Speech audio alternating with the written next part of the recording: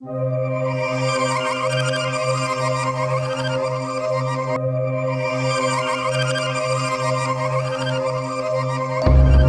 people had read of this rescue that was coming through the bloodline of Abraham. And they had seen where Micah proclaimed about a ruler to be born in Bethlehem. Daniel prophesied about the restoration of Jerusalem. Isaiah's cry about the Son of God coming to them. So for them, it was anticipation. This groaning was growing generation after generation, knowing he was holy no matter what the situation, but they longed for him. They yearned for him.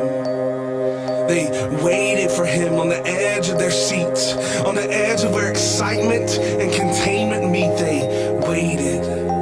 Like a child watches out the window for their father to return from work, they waited. Like a groom stares at the double doors at the back of the church, they waited. And in their waiting, they had hope. Hope that was fully pledged to a God they had not seen, to a God who had promised a king who would reign over the enemy, over Satan's tyranny. They waited.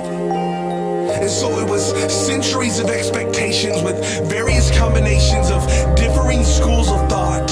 Some people expecting a political king who would rise to the throne through the wars that he fought, while others expecting a priest who would restore peace through the penetration of the Pharisees' facade.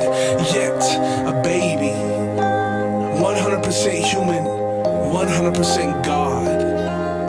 And so the Word became flesh and was here to dwell among us in his fullness, grace upon grace, Jesus. You see, through him and for him all things were created, and in him all things are sustained. God had made himself known for the glory of his name, and this child would one day rise as king, but it would not be by the sword or an insurgent regime, it would be by his life. A life that would revolutionize everything the world knew. He would endure temptation and persecution, all while staying true, humbly healing the broken, the sick and hurting too, ministering reconciliation, turning the old to new. A life that would be the very definition of what life really costs, saying, if you desire life, then your current one must be lost. And he would portray that with his own life as his Father would pour out and exhaust, and he would be obedient to the point of death, even death upon a cross.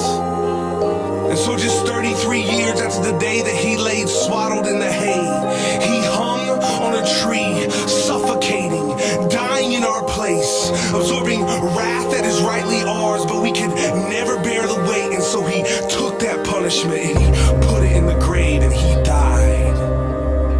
And when I say that he died, what I mean is that he died. No breath, no heartbeat, no sign of life. You see, God is a God of justice, and the penalty for our sin equals death. That's what Christ did on that cross. And then, just 3 days later, in accordance with the scriptures, he was raised from the grave. And when I say that he was raised, what I mean is that he was raised. Lungs breathing, heart pumping, blood pulsing through his veins. The things that he promised were true. He is the risen Son of God, offering life to me and you, turning our mourning into dancing, our weeping into laughing, our sadness into joy. By his mercy we are called his own. By his grace we will never be left alone. By his love he is preparing our home, and by his blood we can sing before his throne. Jesus paid it all to him I owe. Sin had left a crimson stain, he washed it white as snow. And so now we as his bride are the ones waiting. Like the saints that came before, we're anticipating. He has shown us that this world is fading, and he has caused our desire to be for him. And so church, stay ready. Keep Keep your heart focused and your eyes steady. Worship him freely, never forgetting his great love for you. Emmanuel, God with us.